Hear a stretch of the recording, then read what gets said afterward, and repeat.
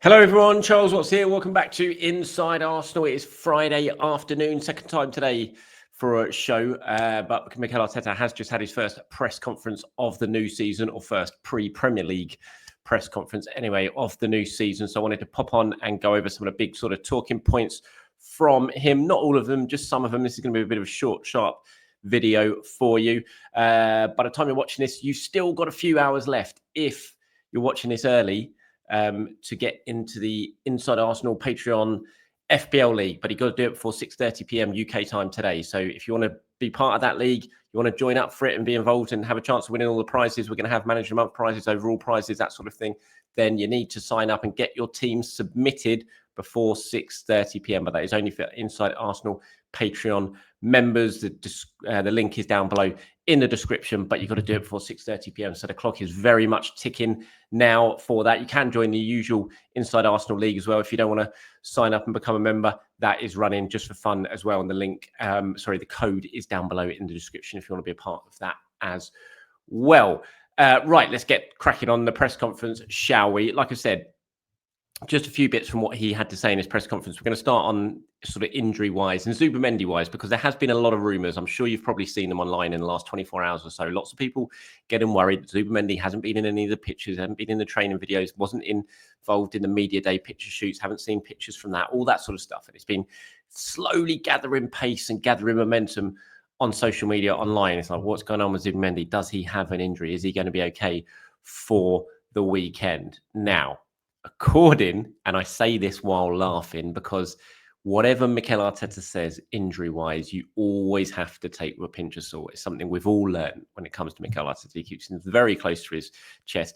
Let's face it, he lies sometimes in his press conferences when asked about injuries because he doesn't want to give another manager any sort of advantage going into a game when it comes to it, injury. So you've got to take this on face value for what he said. But he was asked specifically about Martin Zubimendi today, and he said he's had a great integration into the squad, as everybody can see immediately, a very big impact on the team. I'm really happy, and he will be fit. So from Mikel Arteta himself, he says Martin Zubimendi will be fit to play on Sunday, which, if true, will be obviously very, very important for Arsenal, because clearly we all saw just how good he can be last weekend in that game against Athletic Club when he was fantastic. He ran the show in the heart of midfield, and the dynamic midfield looked very, very good with him, Odegaard, and Declan Rice as well. And I think we all want to see more than that and more of that. And when you go to a game like Old Trafford on the opening weekend of the season, you want your best players involved. And Martin Zubimendi clearly is one of Arsenal's best players already, and is going to be integral to how they play. So according to Arteta, he is fit. He will be involved on Sunday at Manchester United. And so potentially could Leandro Trossard, who we haven't seen for, I can't remember, was it Tottenham? Was it the Tottenham game he went off in pre-season? Sort of, I think it was the Spurs match that he went off with a little injury. We haven't seen him since then, but looks like he will be available for Sunday's game as well, which would be great. And, you know, I think basically if that is the case, if Zubimendi's fit, if Trossard is fit, I think it's basically only Gabriel Jesus in that squad who isn't going to be available for Arsenal. So that's about, I mean, some players aren't going to make the squad. They're going to be left out. Absolutely no doubt about that. So on Trossard, he said, I think he's much better. I think he'll be able to train again tomorrow. If that's the case, then he will be fit. By that, I take it that he's already trained this week. When he says he'll be able to train again tomorrow, I take it that means he's already trained this week, which is obviously good news. But yeah, so, I mean, some players are not going to make that squad on Sunday at Old Trafford. If Trossard's fit, if Zubimendi's obviously fit, as we all think, we've seen everyone like Gabriel, Calafiori, Timber, all the injured players who had doubts over them in pre-season are fit and available. You can only name a certain amount of subs, so some players are going to have to miss out. It's going to be some difficult decisions for Mikel Arteta to make, but really good news for Arsenal. So the latest injury update from Mikel at his press conference today: Zubimendi fit, Trossard fit, both going to be involved at the weekend. Understandably, another big talking point from the press conference today, it was always going to be as soon as the video of Tony Adams making those comments about Martin Odegaard and the captaincy and Declan Rice and the captaincy came out. And just to add a little bit of context to that, if you're watching this and you haven't seen or heard what Tony Adams had to say, I have spoke about it in previous shows, but if you haven't heard, he said, and he was filmed in a sort of live audience, he was doing a Q&A for a live audience in Dublin, I think the event was, and he was filmed saying that Arsenal can't win the Premier League with Martin Odegaard as captain, will never win the Premier League with Martin Odegaard as captain, and that Mikel Arteta should strip him of the captaincy, give it to Declan Rice. And he said that might free Odegaard up to do other things. And but I mean, I said it yesterday when I was talking about it. I don't think he's right. I think they're just, as much as I love Tony Adams, hero of mine, and he has a right for an opinion, all that sort of stuff, I just don't think he's right. I think the captaincy thing that he talks about and the captain that he was, which was an unbelievable captain, best captain I've ever seen at Arsenal Football Club. And I've seen Patrick Vieira as captain, but Tony was still just the greatest captain I've seen. But I'm just not sure that there's a world where that really kind of exists now. There might be a couple of them sort of hanging on, but captaincy is very different nowadays. And what is needed of a captain and what is wanted from a captain is very different nowadays than it was back then. And so I don't agree with Tony at all in that. And I don't think Arsenal didn't win the Premier League 2 seasons ago when they broke every sort of record going pretty much because Martin Odegaard was captain. You know, he was captain in a record-breaking season. Unfortunately, they didn't win the title because they just came 1 point short against an unbelievable Manchester City team. On being captain, this is what Mikel had to say. He said, "My opinion is clear, and it's not just my opinion. It's all the staff and especially the players. I asked them to vote, and I got the result yesterday. And by a mile, a big 100 marks, everybody's choosing the same person, which is Martin Odegaard, which is the most clear sign that you have how they feel about who has to be their captain to defend, improve, and win the matches that we want to win. So, I mean, there's no question about that." And you could tell by the way he was talking, he was very, very forceful on this, that, you know, he has absolute faith in Odegaard's captaincy. I don't think this is really a topic for discussion now, which is another thing. I just thought it was a shame Tony brought this up here right on the eve of the season, because it's something going to become a big talking point and brings it into the spotlight. You know, Mikel's never going to change the captain. He's never going to strip the captaincy of Martin Odegaard. That's just not going to happen, barring some crazy disciplinary thing that we saw with Aubameyang, that, you know, quite frankly, Martin Odegaard's not going to get involved in anything like that. So the captaincy is not going to be taken off him. So this is just a big sudden talking point on the eve of the new season that doesn't really need to be there, which I'm just a little bit disappointed about. But it is what it is. It has happened.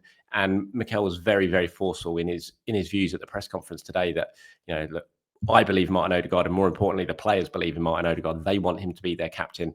And, you know, they took a vote, and it was crystal clear who they still wanted on that sort of vote and why it was taken and all that sort of stuff. And, you know, it does happen fairly regularly. He said, especially because we've changed a lot and we changed all the leadership groups, because a lot of players that were there, they are now gone. So he wanted to reestablish that. And it gives you so much information, how they feel about themselves and who they see as a leader and how they see the people that can join the leadership group. So it was really interesting to analyze all the data and gather information. He didn't actually reveal in this vote who is joining, if anyone new is joining the leadership group, because we had Gabriel Jesus was part of that leadership group. Obviously, Jorginho is part of that leadership group. He's gone now. So you'd imagine there are going to be some new faces. Saka is obviously a part of it. But Mikel didn't reveal in his press conference who, you know, obviously revealed that Martin Odegaard came out on top in the captaincy vote, but in terms of who should be in the leadership group, we don't know the results of that yet. I'm sure it'll probably come out at some point. But yeah, it was an interesting part of the press conference, and you could just tell the way Mikel was speaking, how animated he was. He was very, very forceful in that, look, he is my guy. I back Martin Odegaard, and not just me, more importantly, the players back Martin Odegaard, which was always going to be the case. So that's what he had to say on that. There was other bits and pieces in the presser that you can find the full transcripts over on Arsenal.com. One interesting thing that I thought that, and it came out in a few answers. There's a couple of answers here on screen if you're watching on YouTube that you can see, but there was more answers in the press conference that he kept coming back to this on, and this is on the strength of the squad. And I just got the impression, anyway, that he is very, very happy with the business that Arsenal have done. You know, we all sit here, we obviously want one more. You always want one more. And I do. I want one more. I think Arsenal need one more. But you just got the impression from Mikel's point of view that he's very happy with what Arsenal has done in the transfer market so far this summer. And he talks about what he now has available to him. And you can tell he really feels, I think, that he has options available to him that he has just never had before as an Arsenal manager. He was sort of asked here about the sort of Gyökeres and Havertz and whether it's just going to be a straight fight between them for the number 9 position. But it was more, I thought what he sort of went into in this answer was more interesting. He said, it's always good to have competition. I play with 11 players. There are going to be some players on the bench that are going to be to use, some others that cannot be used, and some players who are going to have to leave in the stands. That is the level now. That's the next level that we're going to face, something that we probably haven't faced before. And I heard a lot that you have 2 players per position. Well, we have 3 or 4 because there are players that can play in different positions as well. So it's going to be about earning the right to play, to compete. And when you don't have the chance to do that, to cooperate in the right way with any teammate to improve the level, it's going to happen to all of them because the season is going to be so demanding that the first week is going to be a little bit different. But the moment we start to play 3 times a week, it is going to flow in a really natural way. So judging by that, and I think it was Owen earlier today on the Discord, he asked a question that I spoke about in the morning show about Arteta and rotation. When you look at that answer there, certainly the end of it, he's certainly hinting there's going to be a lot of rotation, and he now believes he has the options and the unpredictability in players and who can play in certain positions and different positions and all that, that's going to allow him to rotate an awful lot more than maybe we have seen before. Obviously, the proof is in the pudding. We'll wait and see if he actually does that. But I certainly took that from that and just a few other he gave, and he was asked about the attacking midfield position and whether he believes Arsenal have enough. And obviously this isn't you've got the sort of Eze stuff in the background at the moment, and we all, the majority of us, I'm sure, all would love Eze to come in and think there's room for him in the squad. But Mikel was asked about it, and he says, yes, I think we have great versatility, very different qualities in relation to the opposition as well. We can manipulate that and have some great cohesion within those units. So I'm very happy with it when asked about the attacking midfield options he has with Ethan, Martin, Declan, I suppose, Mikel Merino, those sort of players, Kai Havertz, because he talks about different positions, players in different positions. Kai Havertz is certainly one who falls into that category that is just going to maybe give Arsenal and give Arteta a few more options. So those were the sort of big talking points here. It spoke widely about other sort of stuff. He talked about the pressure that he's going to be under this season. He talked about, there was a good quote about digging and digging and digging, and you've got to just keep digging because at one point you're going to get to gold.